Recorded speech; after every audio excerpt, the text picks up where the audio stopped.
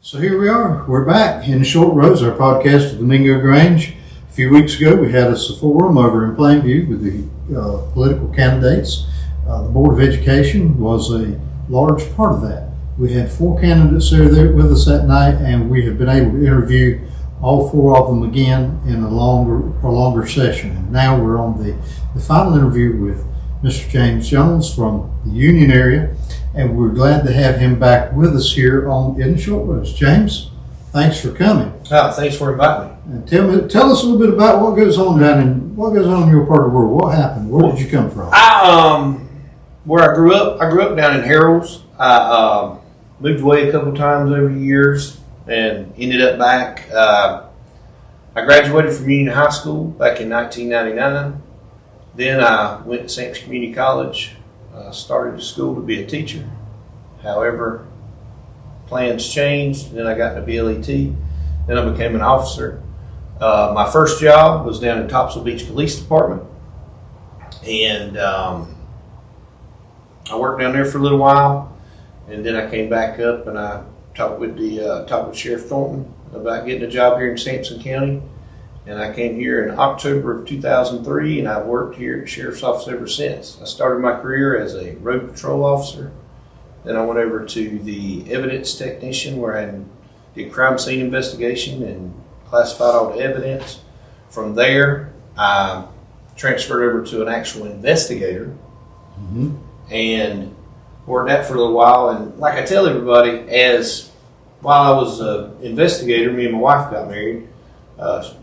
And we got married, and so that was okay. I mean, I was still spending some weeks I'd spend more time at the office than I would at home. But then, after my daughter was born, that's when it really changed. And I knew I wanted to be able to be a family man and be able to go to all her functions that she got involved with. So I asked Chief Conley at the time if I could get if a day job came open, I'd really be interested in it. And I had thought of everything except for a school resource officer.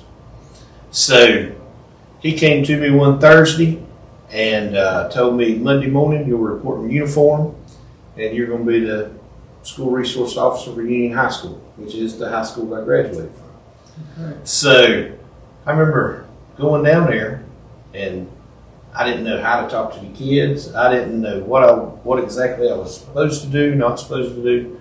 And from there, I remember telling my wife, I said, I'm going back to the road this summer. I said, I'm going to finish out the school year, but I'm going to go back to the road this summer. Because the only kid I was around was about this long, and she didn't talk. And I can remember when I first went in that school, I'd walk by and speak to the kids, and they wouldn't even speak to me or acknowledge I was there. Sometimes I wondered if I was a ghost. And so, as with everything, the Lord has a plan, and no positions came open on the road that summer for me to transfer to. So I told her back in August, I said, well, I guess I'll try it again. Well, the second year was so much easier because then the kids kind of knew me working through that year, so then they would talk to me. And looking back, it was probably the best thing that ever happened to me, being sent down there as a school resource officer. It helped with my public speaking. I tell everybody that Mr. Carr from Ivanhoe, Al Carr, he's who I attribute all my public speaking to, because he kept on me about going to his church and speaking with the youth. And I came up with every excuse I could to not go. And then finally he backed me in a corner one day and I had to go. And I can remember the first time I was down there at Snow Hill Baptist Church in Ivanhoe, standing in that pulpit, that gray uniform was soaking with sweat. And I talked about something and it came together. And we were walking out that day because all I was trying to do was get in my truck car to get some air conditioning because I was about to burn up. And he told me how good I did at speaking with the youth. And I remember looking at him and saying, now, Mr. Carr, it's not good to be lying in the church parking lot. And from there, that was the first time I'd ever really got up and spoke. And then from there, he had told a couple of other pastors, and before it was over with, throughout the years, I'd probably been in every church down there in the South End, speaking with the youth. And like I said, growing up, we always look at things we think everybody is like us. As far as how we grew up, that's kind of what we think. And going into those schools and working, and me actually going out to the houses and seeing how some of those kids, live and things like that, it taught me a lot of compassion that I didn't have. And like I said, I didn't realize how many things I took for granted coming up in a two-parent home, as well as, always having something to eat. It might not have been what I wanted, but I had something to eat. Right.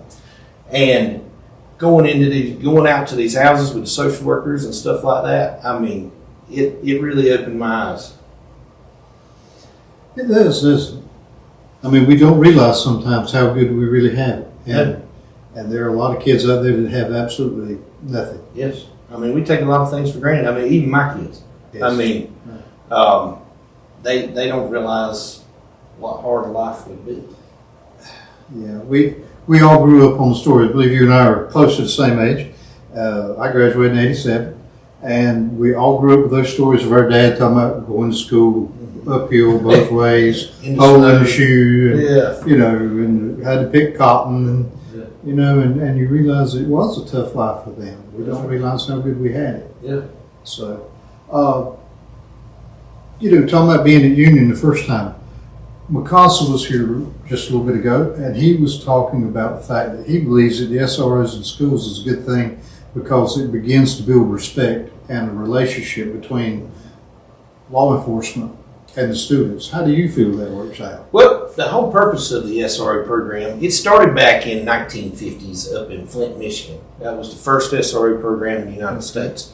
And the whole purpose was to build police-youth relationships. Okay. And they came into the schools and talked about bicycle safety is what they did, talk with the youth. So from there, it kept on building.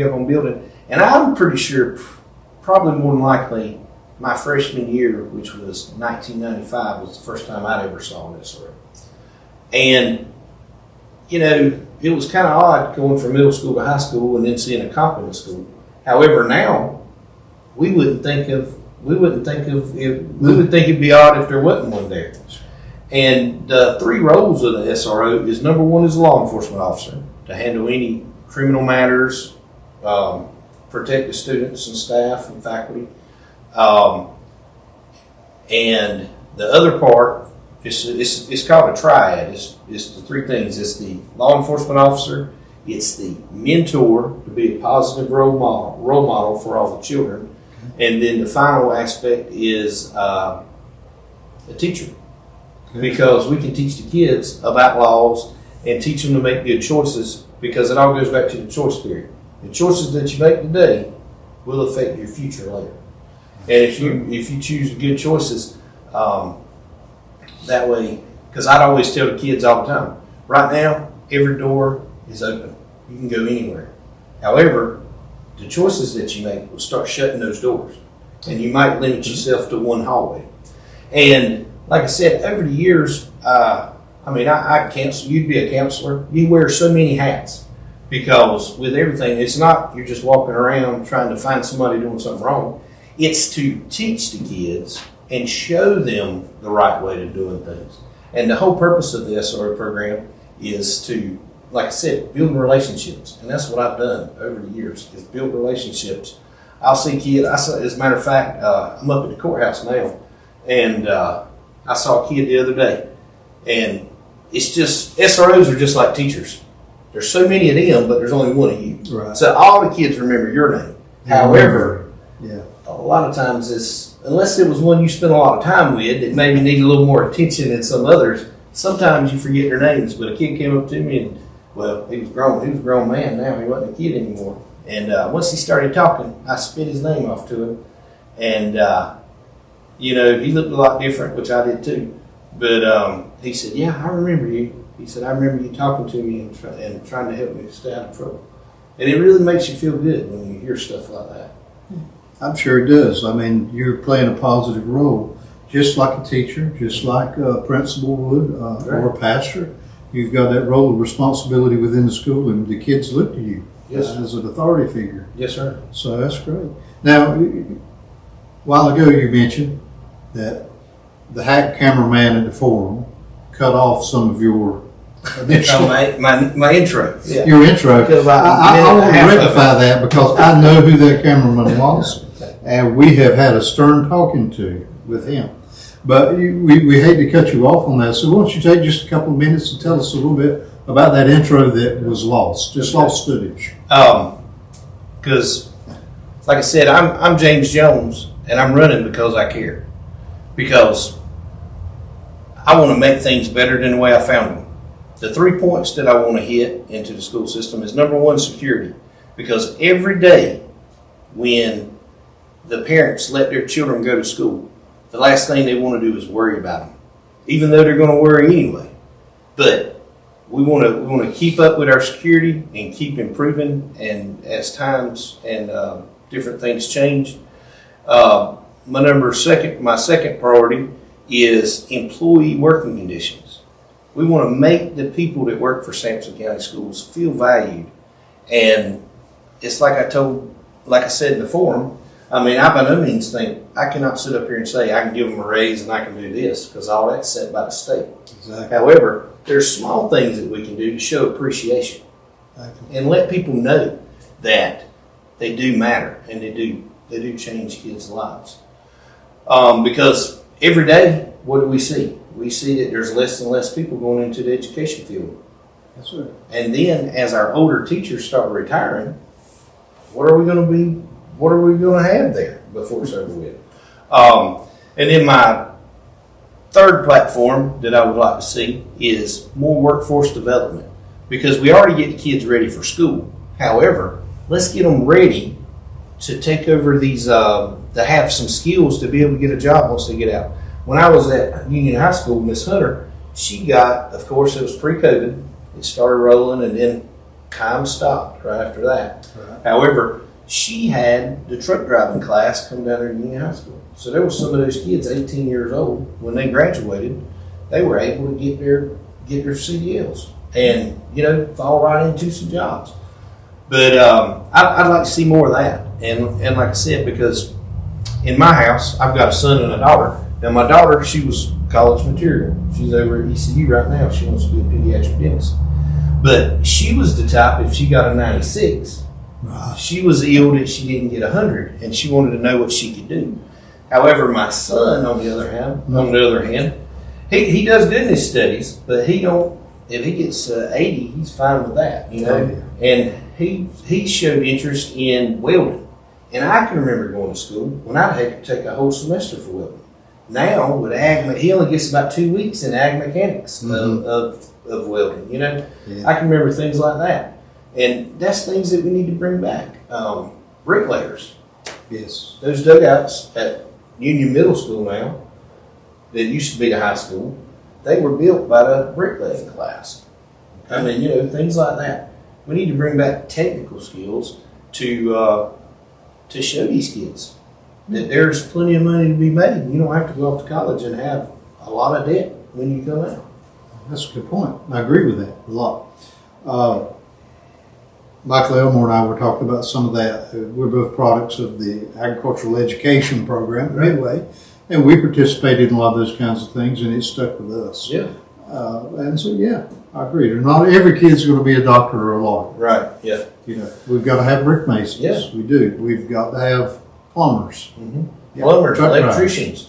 Electricians. And that stuff is getting more and more advanced every year. I mean, we don't think of electricians being very advanced, but they are, because they're having to do control wiring and whole house entertainment systems. Yeah. All this stuff starts to fall back.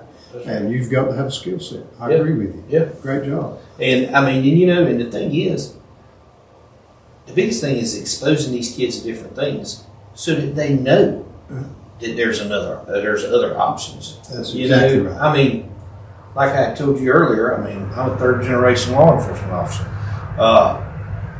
And I kind of fell in my daddy's footsteps. But, and I don't regret it, but what if I'd have been exposed to something else? Yeah. During the time. Hindsight's always 20/20, but Yeah, you could have been an astronaut. Yeah. Who knows? Yeah. But anyway, I like that. That's a great idea. I'm sorry that didn't make the video. I'm going to talk to that cameraman one more time before it's over. But you know, that's part of, it seems like a reoccurring theme with everybody we've talked to, talking about the employees and getting back to them and operations and such as that, not just teachers, Right. but across the board. Across the board, everybody. Across the board, that's great. That's great. Now, we've talked in a lot of the other interviews about the possibility of, we're talking about the aging school fleet. Right. You and I were just talking about that a while ago. Salemburg Elementary is 25 years old. That hit me like a ton of bricks because I just didn't fathom it a while ago. New Clement School over there is 25 years old. Plainview, 25 years old. You got Union, you said, I believe you said 09. Yeah, I think it opened in 09. 09. So, you know, and now if we get a new Hobton, I guess Lakewood would be the oldest high school. And I remember when that was in U.S. high school. Yeah. Just perspective's a thing, isn't it? It's amazing how fast time flies. Yeah, I mean, and here we have Midway Elementary used to be the high school, Right. and it's the same age as Hobton that we're replacing. Yeah. So what does James Jones see? Do you have any idea about that? I know you don't. You won't be going in saying I want a new school, but Right. Yeah. But what's your thoughts on the system there? Well, I mean, you know, the biggest thing with anything is if we keep it maintained, it can last for a long time. And I think our maintenance department does a great job keeping these buildings up and keeping them functioning. Every time I ever had a problem, I mean, I would put a work order in and it would be taken care of. But you know, once you get to the point of where you keep sinking money, I understand when it's time for you to build a new school. I mean, well, sometimes we have to have new homes, Right. because the damage is too much. Yeah. So yeah, okay. Funding, that's always an issue in Sampson County.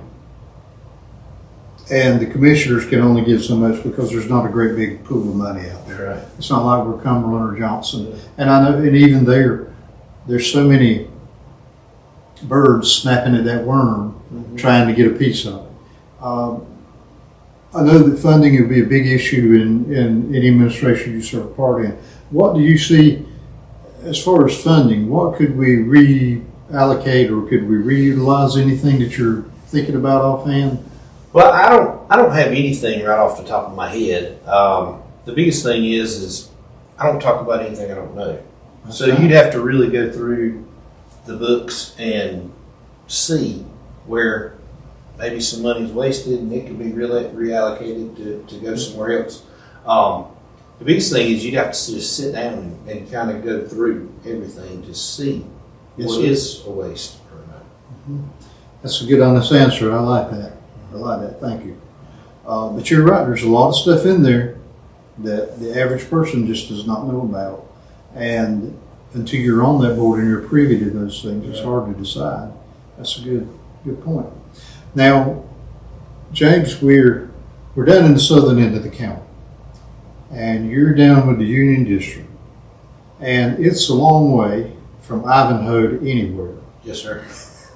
I mean, and the population is a lot more sparse. Right. There's no population center down there. I mean, I know we've got Harold's, but the Christian Academy takes care of a lot of that region. And over in Garland, I know we have Mints over that way, and they're competing for those students. Do you see that being an issue? Is there something that the county schools could do a little better to try to get them back in? What's your thoughts on that? I personally think that sometimes with some of the decisions that we make, we just push people to their schools.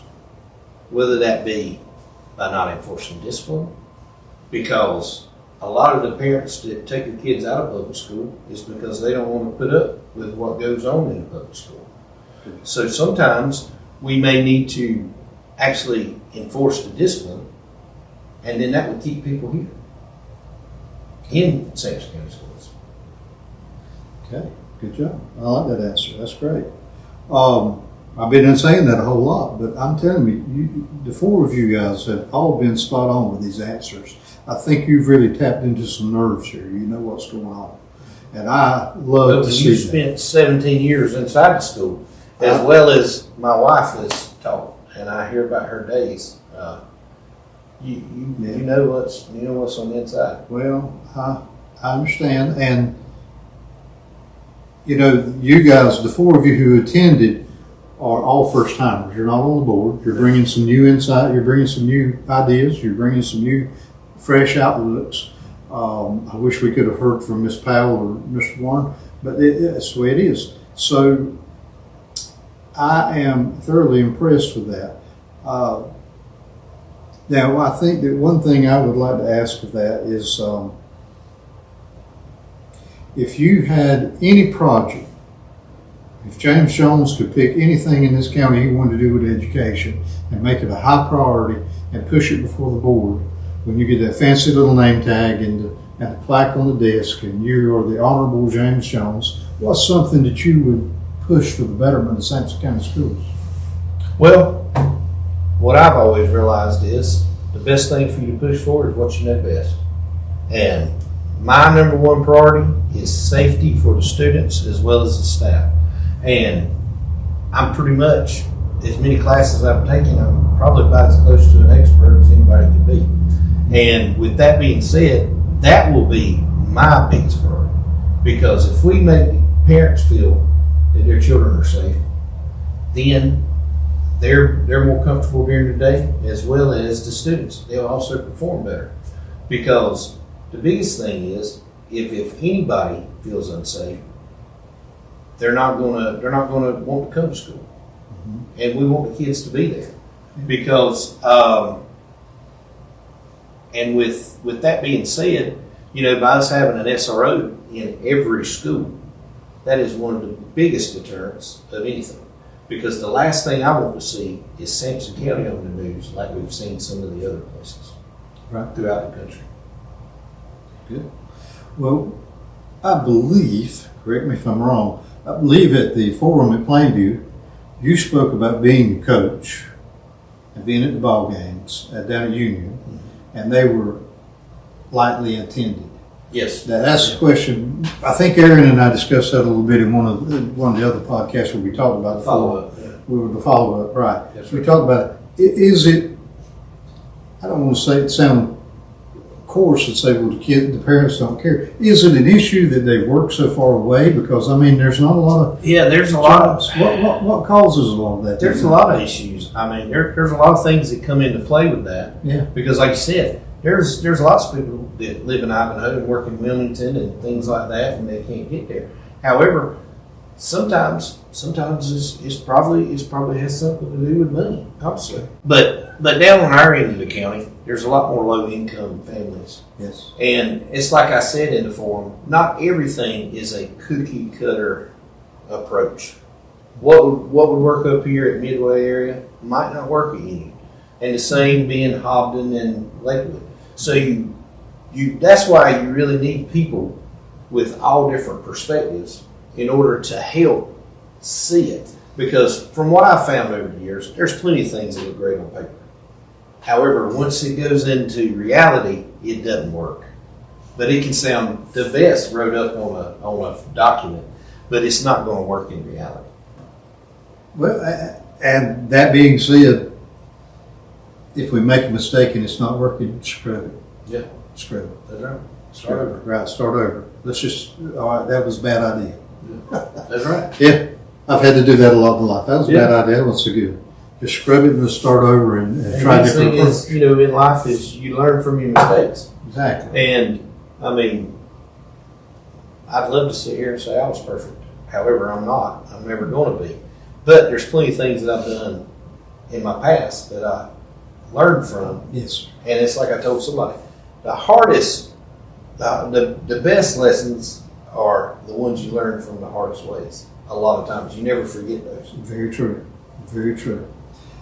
Experience is a hard teacher. Yes. Yes. Yes, it is. And your discussion about not having a lot financially down in that is sparse. It is. There's a lot of families, and like I said, going out to these houses, like I touched on a little earlier, it showed me a lot of compassion. because growing up, I thought I didn't have anything. Right. But then when I walked into some of these homes and see how these kids live, and I mean, it made me very thankful for what I thought I didn't have. Yes, I agree with that. When you're delivered food for Thanksgiving with the church, we went into a development, and it was bad. Yeah. And we found syringes on the ground, and one of the ladies with us was a teacher, and I'll never forget her reaching down and grabbing that syringe and dropping it in her pocket. Yeah. And I was like, Lord, lady, why did you do that? You don't know. And she said, I could not leave that there for that child to step on that. That's right. Or something to happen. Yeah. And, we don't realize how bad it is sometimes in these places. Yeah. But the kids don't know any better. No. And, and that's the thing. I mean, just like talking about earlier about the mentoring, I can remember sitting down talking with a kid and talking with him about his home life. Now, it wasn't anything bad enough that I could call social service and report or anything like that. But I remember him telling me, this just doesn't seem right. And I told him, and I looked at him and I told him, I said, well, it's up to you to break the cycle. I said, once you have kids, I said, you make sure you don't raise them the way you were raised. And that's what it comes down to. You're just sitting and talking and taking the time to talk to people. Because I can tell you what, it's almost like, usually women like to talk, usually. And it's like in me and my wife's relationship, it's the exact opposite. Because I tell everybody, I said, I'll be in Walmart and I just have one of those faces, like, come tell me your problems or something like that. So people will come up and they'll start talking to me. Well, she's got a little hint for me, right?